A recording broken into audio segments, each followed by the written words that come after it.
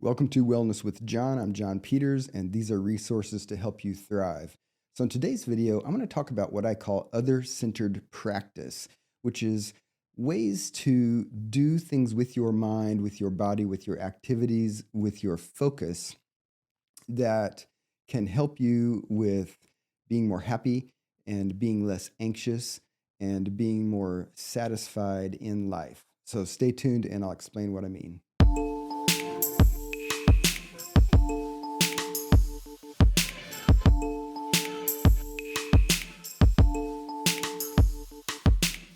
Okay, so welcome to today's episode. I'm John Peters, and I'm a therapist who's been in practice for over 25 years, and I work in the mode of acceptance and commitment therapy and mindfulness-based cognitive therapy. And I'm going to talk today about what I call other-centered practice, which is where the focus of your mental attention is on somebody outside of yourself. And I'm going to explain what this is and why it's so powerful. And if you stay toward the end, I'm going to give you an extremely easy to practice and reliable and powerful technique to explore how this can enliven you in your life. So, here's one thing to consider about mental pain and emotional pain. Just like physical pain, in fact, they're mediated by the same parts of the brain, by the way, when they've done cognitive neuroscience studies and they've looked at how we process emotional pain and physical pain, the same parts of the brain get involved with both of those.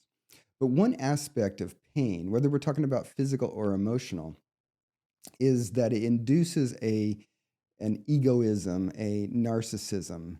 And this makes sense in terms of the function of pain the function of pain is to cause us to focus on the target of the danger in order to respond to protect ourselves, right? And part of what happens with the process of the pain experience and how it's processed in the brain, and this is called nociception. What happens is the brain actually increases the focus on the part of ourself that is experiencing the pain in order to be protective. So, for example, if I'm hanging a picture and I'm hammering a nail into the wall and I miss the nail and I smash my thumb, I'm going to have pain in my thumb. But rather than it just being a direct signal of tissue injury to my brain, and that's why there's pain, what is actually happening is my brain is focusing on the source of the injury and increasing that focus to the exclusion of other possible things that I could be paying attention to. Because in any given moment, there are 10,000 things that we could be perceiving. And you think that your brain is a perception device, which it is, but it's also a filtering device. Your brain is filtering out information in every moment that you are alive. And so in this process of nociception, what happens is there's pain, and that pain signal gets targeted and amplified. Okay, which is why if you do smash your finger, like in my example, and I have done this, you can't ignore your smashed finger for like the next hour. And we tend to think about that again as, well, I can't ignore it for an hour because it hurts for an hour, and it hurts for an hour because I injured my thumb, and it's taking an hour for that injury to start to heal. That is an oversimplification, and it's not really accurate, and it doesn't consider what happens in our brain when there is pain. The reason I can't stop thinking of my thumb is because my brain has latched onto that source of information and is increasing the volume of that particular target to the relative decrease of all other possible targets. Okay. So that happens with physical pain, and it also happens with emotional pain, mental pain. So psychologically, when we have misery and distress, our brain is going to do the same thing. And this is why we go down rabbit holes. This is why we spiral into rumination, and we spiral into worry, and we spiral into negative self talk. And we kind of like get subsumed into the psychological pain of a stressful, challenging experience because our brain is increasing the focus. It's latching onto and increasing the focus of that target, the source of the pain. Okay. This does not always work to our benefit. It can increase our misery, and it can show up in ways that are decidedly not constructive for us.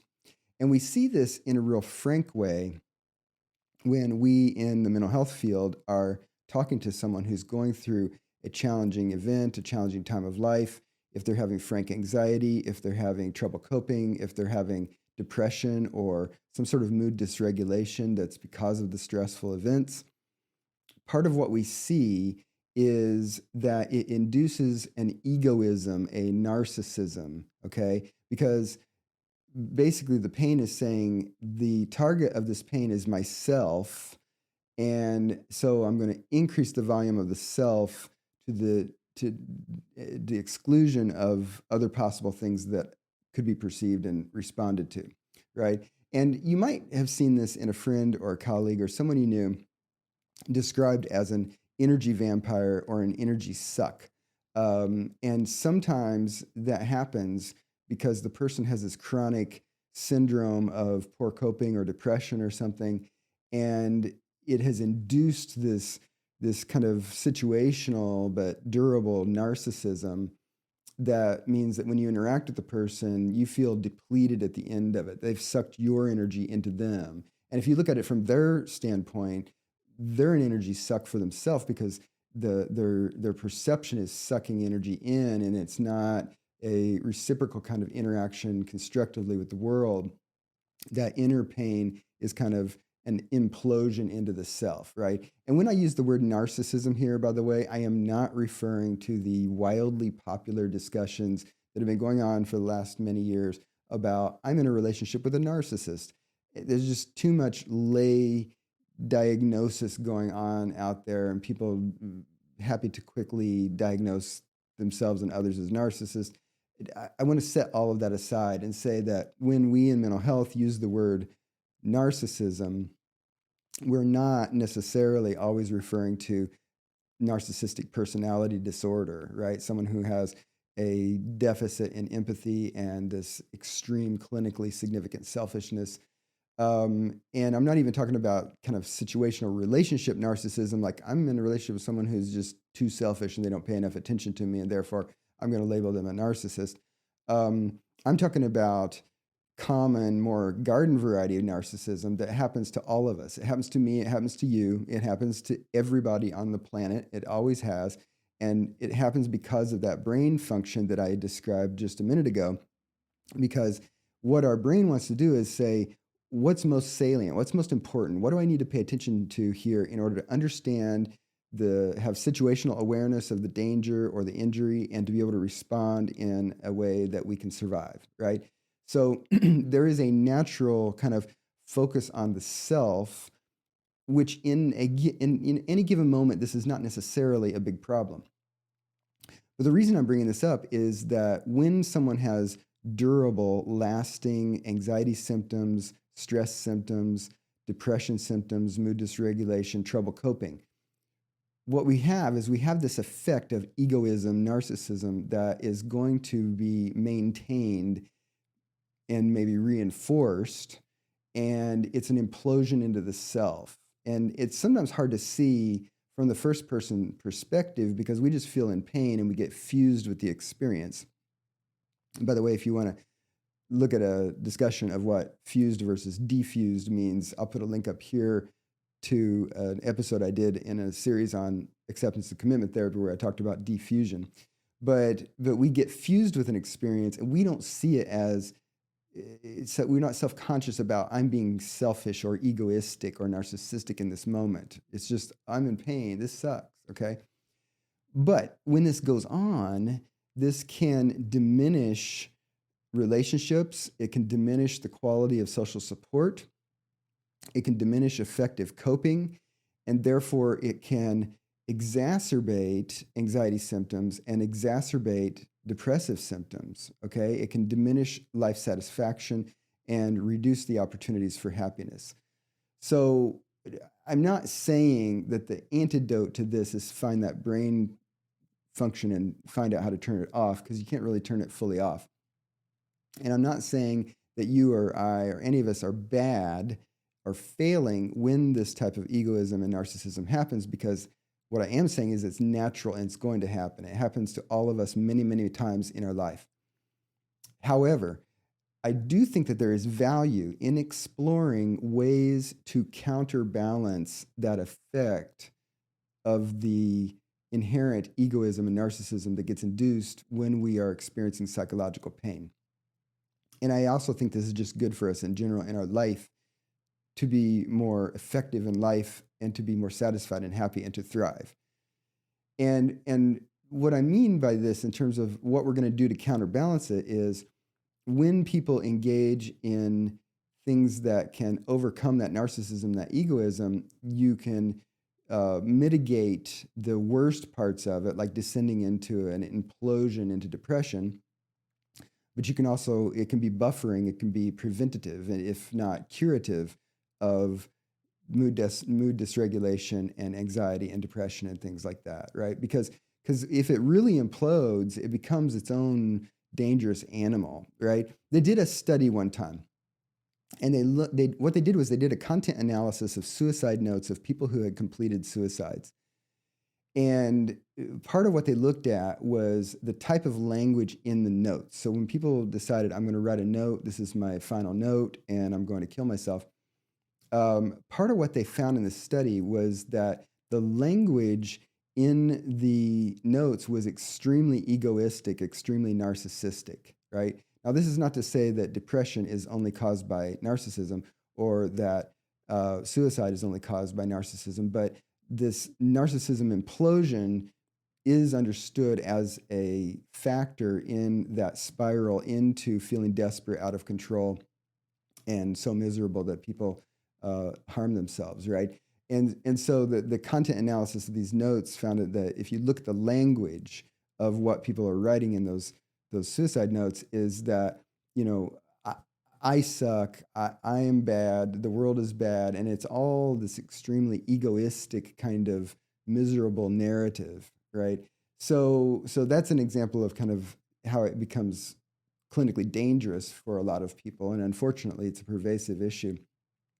But I think even when people aren't suicidal or aren't that desperate, it's a factor that promotes more misery than we need, and it gets in the way of happiness and satisfaction and effective coping with life, right? So what other-centered practice is, to get to this point, is when we do something that intentionally includes other people, either in an actual social kind of interpersonal interaction or mentally inside our own head, but it includes a significant other-centered focus. So focus on the other, somebody not me, right? And so this is why if you look at studies where they did studies where they looked at people who volunteer versus people who don't volunteer, it turns out people who volunteer are less anxious and depressed than people who don't volunteer. Part of the explanation is that volunteerism is other-centered practice. And another part of that explanation about volunteerism is that usually when you're volunteering, you're fulfilling your values. And when you act in congruence with your values, you're less stressed. I made an episode on values in ACT. If you want to see that, I'll link that up here. I'm also going to come back around and talk about the values in mental health set of issues in another video soon. But values matter. So when we act in accordance with our values, we're less stressed. Okay, so that's one reason that volunteerism helps. Now, important in that values discussion is that a lot of those values that we're holding, we're developing, and that we're acting on are what we call pro-social values. And so when we have other-centered focus and we're acting on our pro-social values, we're reinforcing and deepening our other-centered focus. And this helps counteract stress in our life, right? There's also a recent longitudinal study that was published on stress and health and well-being that showed that social connections are really the most important factor in our lives to thrive and be well overall in our lives, right? And I'll link to that book. They wrote a book about it. I'll link to that in the description. But you know, it matters when we meaningfully connect with others because social support is so important. It's instrumentally helpful. It's emotionally helpful. And this is also part of why talking to a friend or talking with a therapist, regardless of what the details of that conversation are, it's often emotionally, psychologically relieving because in my mind, part of the explanation is that during that conversation with your friend or your therapist or your colleague, coworker, whomever, your brain goes into other-centered focus. And to the extent that your brain gets compellingly into the focus on the other, it's going to reduce the focus on your personal misery. So kind of back to the thumb example, I smash my thumb. If I can really pay attention to something else, my brain is going to turn down the volume of the relative attention on my thumb, okay?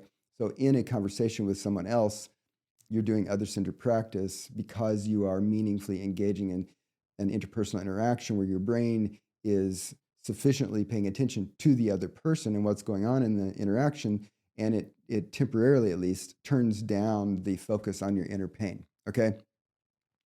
So volunteerism and chatting with a therapist or a friend, those are two examples of other-centered practice.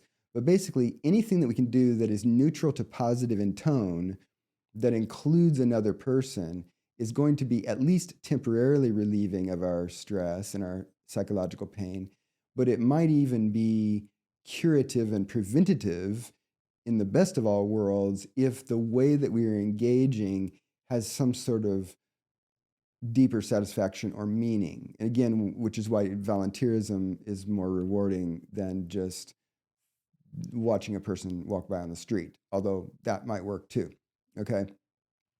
This is also why loving kindness meditation is so psychologically beneficial for us all, which is where we think of someone neutral in our life and we think, may they be well and free from danger. May they be peaceful and at ease. May they be filled with kindness. May they be happy. We think that about a neutral person. So not someone you are in love with, not someone you hate, right? You just think that about some random neutral person you happen to be aware of, like the clerk that helps you at your local grocery store, and you know who they are, but you have a neutral kind of tone of attitude toward them, right? So loving kindness meditation, even about a neutral target like that, can be extremely psychologically relieving. You can also do that loving kindness meditation, toward the self. May I be happy. May I be well and free from danger. May I be peaceful and at ease. May I be filled with loving kindness. May I be, fulfilled in my life. However you want to phrase it. Any of those types of phrases can work for that type of metta meditation or loving kindness meditation. But focus on the other is particularly powerful, right? But here's the trick. If you want an easy experiment to do, I have actually taught this to thousands of people, and so I've gotten tons of feedback on how this works, and I've also practiced it myself, and it's one of the most powerful techniques on the planet. And so what I want to share with you is a technique that I borrowed off of the Dalai Lama, right? And so one time the Dalai Lama was in this panel discussion at this conference about happiness and science, happiness and psychological research, and he's sitting on this panel discussion with these scientists answering questions to the audience. And one member of the audience says, hey, you're this Buddhist leader, and why are you sitting up there with all these hardcore new atheists who don't even believe in God and aren't necessarily religious? And the response from the Dalai Lama was, everybody wants to be happy and free from suffering. I do, they do, you do, people watching this panel discussion do. We all want to be happy and free from suffering. So that's why I'm sitting here, okay? So what I did was I took this and I created an exercise. And one of the reasons I created this was I was teaching this stress management course for a university for 15 years, and I had thousands and thousands of students over that time. And as an extra credit assignment at the end of the course, the students could choose one of several different projects and do it and then write a little essay about their experience and turn it in, okay? So one of the options in that extra credit selection was to take a day, take a portion of a day. It could be as small as a half an hour or an hour, or it could be a 4-hour chunk of the day, or it could be the whole day from the time they woke up till the time they went to sleep. But they had to take a portion of the day, and they had to commit to this practice, which is anytime you see another person in your environment, you stop at a stoplight, there's a driver next to you. You're walking down a sidewalk, somebody passes you.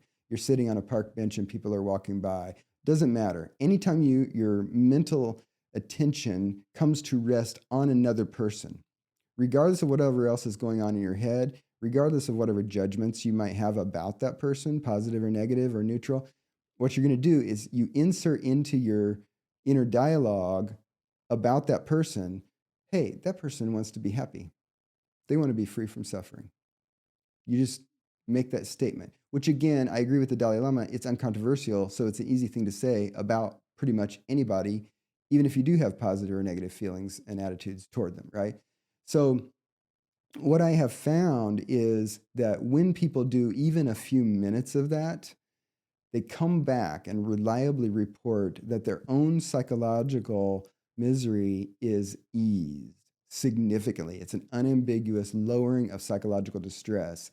And more than that, and I don't want to spoil this for what you might discover that this practice can bring to you, but I had so many essays where people not only reported temporary mitigation of their subjective psychological dis-ease, but people reported life-changing events in terms of becoming more aware of themselves, how they interact with others, how their mind generates negative attitudes that then they can work with positively, how they can change things. I had one guy tell me that 1 4-hour period of that on one single day cured his lifelong anger problem. That 1 4-hour period of doing that exercise literally cured an out-of-control anger problem that he had had his entire life that had had severe consequences for him. And I read these essays at the end of the class, or I did, I'm not teaching that class now, but I would weep, and I wept when I read that one, I will tell you, okay? So try that one and see how it works for you. You take a period of a day, it could be even as short as 10 minutes, okay? During that period, you are going to intentionally say in your head, they want to be happy, they want to be free from suffering. You're just going to insert those phrases into your head about anybody who comes into your attention during the period where you're practicing it. Pay attention to what goes on with your own experience when you do that practice, and I guarantee that you're going to experience some amazing results. If you do that, feel very free to come back to this video and leave comments in the comments section, because I'd love to hear some of that feedback, because I know that if you actually do it, you're going to experience something quite lovely, right? So anyway, that's a little discussion on other-centered practice and why, when we are feeling miserable, we need to intentionally create opportunities for us to have neutral to positive experiences with others, even in our head, like imagining someone during a loving kindness kind of meditation or this exercise that I explained, or interpersonally, having a neutral to positive interaction with another person, regardless of the other ways that that is supportive and helpful. Just interacting in a neutral to positive way can be extremely psychologically relieving, because it counteracts that natural egoism and narcissism that happens when we have emotional pain, same as when we have physical pain, right? So one resource I want to tell you about is, if you're interested in this kind of self-help stuff, if you want to learn some easy to learn, easy to practice, reliable techniques, I've got a free ebook available, and you can go to courses.johnpeters.online/free stress ebook and get a free stress management ebook there. I'll put a link to that in the description as well. And if you like this kind of content, feel very free to hit the like button below. And if you like this channel, I'd love to have you subscribe and be apprised of upcoming videos. I try to post multiple videos every week on a variety of wellness topics to help you thrive. So thanks for joining me today, and I'll see you in an upcoming video.